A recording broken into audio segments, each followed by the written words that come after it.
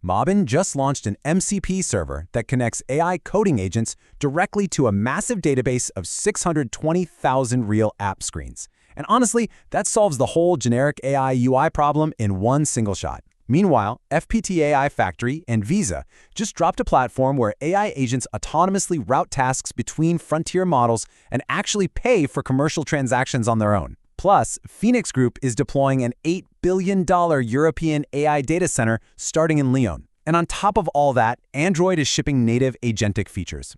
You see, the stack completely came together this week. Today, we're going to walk through exactly what changed.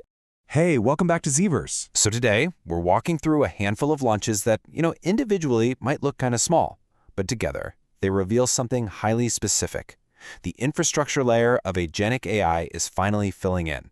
We're talking UI grounding, commercial transaction routing, massive data center buildouts, and mobile OS agentic features. Each of these pieces is a critical layer in the stack. And when that stack is complete enough, those consumer-facing agent products we've all been waiting for, they actually become possible.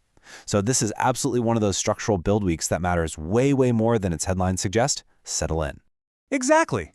When you map out these 5 seemingly isolated headlines, they actually represent the complete infrastructure blueprint for agentic AI.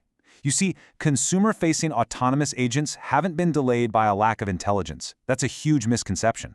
They've been delayed by missing infrastructure. And this week, those final structural gaps were basically filled.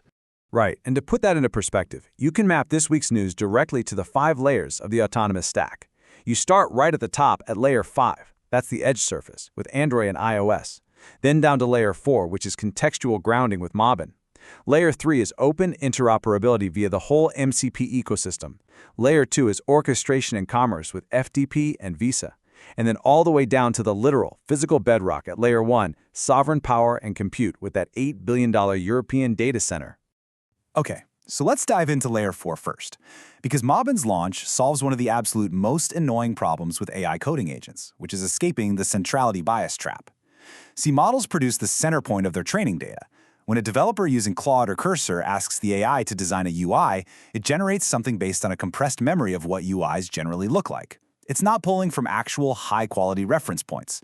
The result? You get a generic output that looks exactly like every other UI out there. Right, it's so frustrating. But Mobbin just launched an MCP server that gives those coding agents real-time access to a database of 620,000 real, actual app screens. Agents no longer have to just guess. They anchor their generations in actual, successful, shipped products. Let's break down why that generic output happens in the first place. It's that statistical average we just mentioned. And let's be real, an average UI is definitely not what you want. You want a UI that perfectly fits your specific product and brand. Grounding fixes this by feeding the model specific, curated, expert references. So instead of a generic, boring AI interface, you're getting specialized, perfectly on-brand design informed by what actual top-tier designers are shipping at scale. And UI grounding is just one piece of the puzzle here. There are really 3 pillars to this. You've got knowledge grounding for factual accuracy. That's using internal vector databases so the model doesn't just rely on generic web scrapes. Then you got tool grounding for functional accuracy, calling live APIs that return real-world data, like Bloomberg's MCP. And pillar 3 is UI grounding for aesthetics. When you put all 3 together, the entire role of the human shifts. We move from generating the output ourselves to curating the high-quality references the AI uses to ground itself. But, how do we get all these different groundings to actually talk to the models? Well, that brings us right to layer 3, MCP as the universal connector. Because before the MCP era, connecting an AI to an external service meant absolute nightmare custom engineering. We're talking point-to-point integrations that were super high maintenance and just completely siloed. Right, and the Model Context Protocol entirely changes that to a simple hub-and-spoke setup. It was created by Anthropic, but it operates as an open standard. MCP lets any AI securely connect to any tool without all that bespoke engineering. It's a true write once, deploy anywhere situation. And as we know, open standards almost always win in infrastructure, right? Think about HTTP or USB. MCP is already adopted by OpenAI, Cursor, Google. We're literally seeing specialized servers popping up everywhere. Mobbin, Bloomberg, massive medical databases. It creates this rapidly growing hub-and-spoke ecosystem that gives agents genuine, real-time access to the world without getting locked behind proprietary walls. Because once agents have that kind of access, they can start actually executing. That's layer 2, multi-model routing and commerce. FPT-AI Factory and Visa just launched a platform where agents autonomously route tasks and literally trigger global cross-border financial transactions. So agents aren't just text generators anymore. They become fully integrated financial actors optimized for global enterprise commerce. And you guys, the economics of this dynamic model routing are just massive. Today, businesses will often pick one premium model for absolutely everything, which obviously means really high fixed cost. But with a multi-model routing layer, the agent actually evaluates the task first. Is it a simple task, like basic formatting or database entry? Route it to a cheap model. A highly complex task like fraud detection? Route that to a frontier premium model like Claude Opus. Exactly. That simple dynamic selection logic drives a massive 50 to 80% cost reduction for enterprises. Plus, it naturally adds automatic failover resilience, and it forces real price-performance competition among the big AI vendors. But honestly, none of this incredible software logic matters without the physical layer. We have to go all the way down to layer 1, physical bedrock and sovereign power. Phoenix Group and DC Max just announced an $8 billion European AI data center initiative, and they're starting in Lyon, France. We are finally seeing serious financial capital flowing directly into sovereign physical compute. And the underlying details here are so crucial. Why Lyon? Because power is the definitive bottleneck for AI. AI scales proportionally to electricity, and France's multi-decade nuclear baseload provides the kind of carbon-free, highly reliable power that you just cannot get from renewables alone. Plus, you have to factor in the EU AI sovereignty mandate.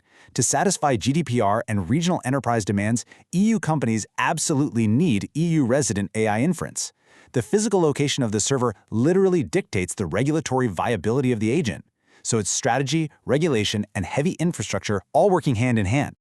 Now let's jump all the way back up to layer 5 and see how this all builds up to the edge surface, which is where the user actually interacts. Google and Apple are now moving agentic features directly into the mobile OS layer natively.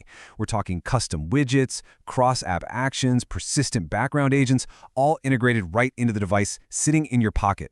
This sets up a completely massive battle for the next decade of user habits. On one side, you have local edge silicon, which gives you maximum privacy, zero latency, and always-on context. That aligns perfectly with Apple's privacy-first on-device approach. But then, on the other side, you have cloud inference, which gives you complex reasoning and infinite parameter scale, aligning much more with Google's broader ecosystem integration. Whichever OS makes personal AI feel the most natural is going to capture the market. So, synthesizing this entire stack, just look at the anatomy of a single autonomous action. A user issues a command via a native edge agent on layer 5. Design, build, and deploy a new checkout page for our Asian market.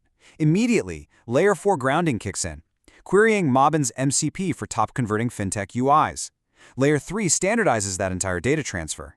Then layer 2 orchestrates it, routing the UI generation to a frontier model, the deployment script to a cheaper model, and Visa handles the actual payment via API. And finally, layer 1. That entire workload is executed securely in a sovereign, nuclear-powered data center. And that brings us to the 2026 trajectory, because this week wasn't about one single flashy breakthrough. It was the week the fragmented pieces of agentic infrastructure finally officially snapped together. With the grounding, routing, protocol standards, and physical compute all fully in place, the barrier to highly capable, consumer-facing autonomous agents is just gone.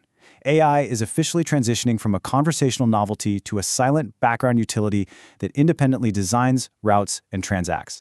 Markets organizations must now shift their entire focus from building the pipes to orchestrating the flows. The infrastructure is complete. The next phase is widespread deployment. This has been czverse. We'll see you in the next one.